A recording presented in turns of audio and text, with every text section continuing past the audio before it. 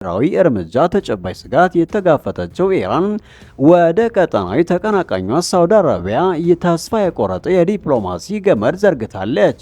ይህ ያልተለመደ እርምጃ በዓለም አቀፍ የዲፕሎማሲ ክበቦች ውስጥ አስደንጋጭ ማዕበል ፈጥሯል።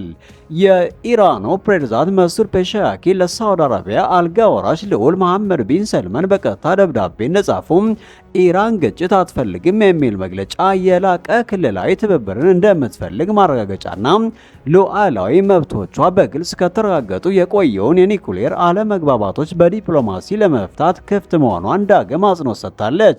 ይህ ደፋር እርምጃ የምኞት መግለጫ ብቻ አይደለም፣ ይልቁንም ስልታዊ ስሌት ነው። በአስቸጋሪ ሁኔታ የቆየውን የኒኩሌር ንግግሮች ከዩናይትድ ስቴትስ ጋር ለማስጀመር የሪያድን ተጽዕኖ ፈጣሪ እርዳታ ለመጠየቅ የተደረገ ሙከራ ነው። ቴህራን እየተባባሰ የመጣውን የኢኮኖሚ ችግሮቿን ማዕቀቦች ከመቼም ጊዜ የበለጠ እየጎዱ መሆናቸውና በሰኔ ወር ቁልፍ የኒኩሌር ተቋማቶችን ያወደመውን የእስራኤልና የአሜሪካ ጥቃቶችን ዳግም እንዳይከሰቱ ያላትን ከፍተኛ ፍራቻ ያጎላል። አሁን ጥያቄው ትልቅ ሆኖ ቀርቧል። ሳውዲ አረቢያ የራሷን ውስብስብ የጂኦፖለቲካዊ አጀንዳ እያስተናገደች የአስታራቂነት ሚናን ትወስዳለች ወይንስ የኢራን የመካከለኛው ምስራቅ የኃይል ሚዛን ይበልጥ ወደ ትልቅና አውዳሚ ግጭት አፋፍ ላይ እያለች የምታደርገው የመጨረሻው ጥረት ተደርጎ ይታያል። ዓለም በጉጉት የሪያድን ምላሽ እየጠበቀ ነው። የክልላዊ መረጋጋት ጎዳና በዚህ ባልጠበቀ የዲፕሎማሲ እርምጃ ላይ የተመካ ሊሆን እንደሚችል እያወቀች ነው።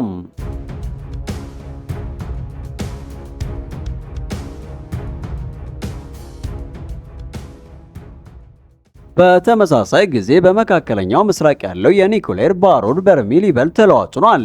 የዓለም አቀፍ አቶሚክ ኤነርጂ ኤጀንሲ ከኢራን ጋር ያለውን ግጭት በከፍተኛ ሁኔታ ስላባባሰው በውጥረት የተሞላና ወሳኝ በሆነ ስብሰባ ባለ 35 አባላት ያሉት የአቶሚክ ኤነርጂ ገዢዎች ቦርድ አስደንጋጭ ውሳኔ አጽድቋል። ለቴህራን የመጨረሻ ማስጠንቀቂያ ሰጥተዋል። ከኒኩሌር ተቆጣጣሪዎች ጋር ወዲያውኑ ሙሉና ፈጣን ትብብር እንድታደርግና ከሁሉም በላይ ግልጽ ያልሆኑትን የበለጸገ ዩራኒየም ክምችቶቿን ትክክለኛ ቦታዎች፣ መጠኖች፣ ይዘቶች፣ የማበልጸጊያ ደረጃዎችና የማከማቻ ዝርዝሮችን እንድትገልጽ ጠይቋል።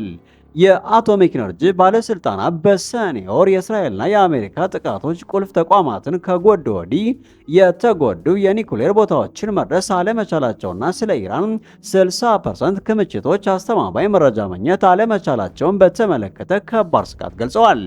በኤጀንሲው ጥብቅ ደንቦች መሰረት ወደዚህ ከፍተኛ ደረጃ የበለጸገ ቁሳቁስ ወርሃዊ ምርመራ ያስፈልገዋልና ወደ 90% ከበለጸገ ለ10 የኒኩሌር ጦር መሳሪያ የሚያስፈልገውን ያክል ቁሳቁስ ሊያመነጭ ይችላል ብለዋል። የኒኩሌር መስፋፋት መንፈስ ከመቼውም ጊዜ በላይ ጥልቅ ሆኖ ቀርቧል። ይልቁንም ቀውሱን ያባብሰዋል። ነገር ግን ዋና ስጋቶቹ በዚህ ብቻ አላቆሙም። የምዕራባውያን ዲፕሎማቶች ሚስጥራዊ በሆነ ክልላዊ መረጃዎች የታጠቁ ከባድ ማስጠንቀቂያ እያሰሙ ነው። ኢራንና የአቶሚክ ኢነርጂን ከመቃወም በተጨማሪ ይበልጥ የተራራቁ የፕላኔታዊ ቀላቃዎቿ በእስራኤል ጥቃቶች ከተደመሰሱ በኋላ የባለስቲክ ሚሳኤል ክምችቶቿን በድብቅና በከፍተኛ ፍጥነት መልሳ እየገነባች ነው። የሚያሳስበው ነገር ቴህራን ቀድሞ የምርት ዘዴን በመጠቀም ላይ እንደምትገኝ የተዘገበ ሲሆን ይህ ኢራን ስልታዊ ቅድሚያ የሚሰጣቸው ነገሮች አሳሳቢ ለውጥ ያሳያል። መረጃዎች እንደሚያመላክቱት ፈጣን ትኩረቷ በኒኩሌር ፕሮግራሞቿ እንደገና ማስጀመሪያ ላይ ብቻ ሳይሆን በሚሳኤል አቅሞቿን በፍጥነት መመለስ ላይ ነው። አሳሳቢው ግምት በማንኛውም የወደፊት ግጭት ኢራን በአንድ ጊዜ ከ500 እስከ 1000 የሚደርሱ ሚሳኤሎችን በማስወንጨፍ ታላቅና የተቀናጀ የጥቃት ማዕበል ለመፍጠር እንደምትሞክር እየተጠበቀ ነው። ይህ ከቀደሙት ግጭቶች እጅግ የላቁ ናቸው። ይህ ድርብ ስጋት ከትጥቅ እርምጃ ቀድሞ የቆመ ግልጽ ያልሆነ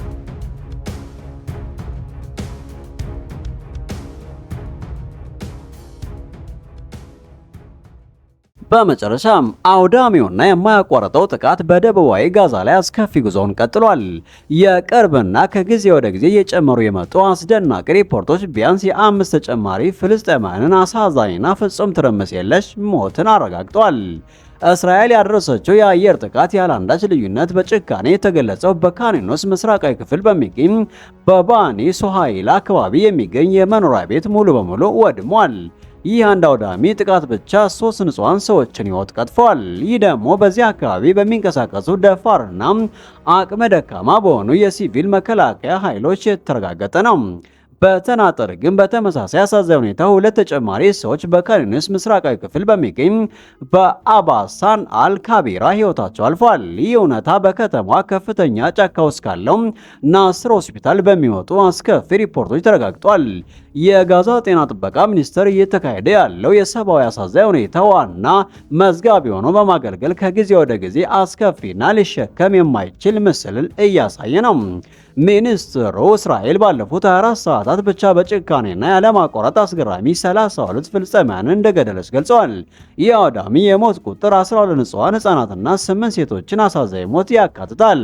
ይህ ደግሞ አስቀድሞ ለተሰባበረው ማህበረሰብ እጅግ ከባድ የሆነ ሐዘንን ይጨምራል። እንዲሁም በጋዛ ሰርጥ ዙሪያ ያሉ 88 ሌሎች ሰዎች በብዙ ጉዳቶች እንዲሰቃዩ አድርጓቸዋል። በጋዛ ላይ የሚካሄደው የዘር ማጥፋት ጦርነት ሰፊ ዓለም አቀፍ ውግዘትና ክሶችን ያስከተለ ጭካኔ አሁን አስገራሚና ፍጹም ሊሸከም የማይችል የሞት ቁጥር ላይ ደርሷል። ከጥቅምት 23 ጀምሮ ቢያንስ 69546 ፍልስጤማውያን መገደላቸውና አስገራሚው 170830 ሰዎች ደግሞ መቁሰላቸው ተረጋግጧል። እነዚህ ቁጥሮች ስታቲስቲክ ብቻ ሳይሆን የግለሰብ ሕይወቶችን፣ የተሰባበሩ ቤተሰቦችና በማይታሰብ የስሜት ቀውስ ውስጥ ምልክት የተደረገባቸውን ትውልድም ይወክላል።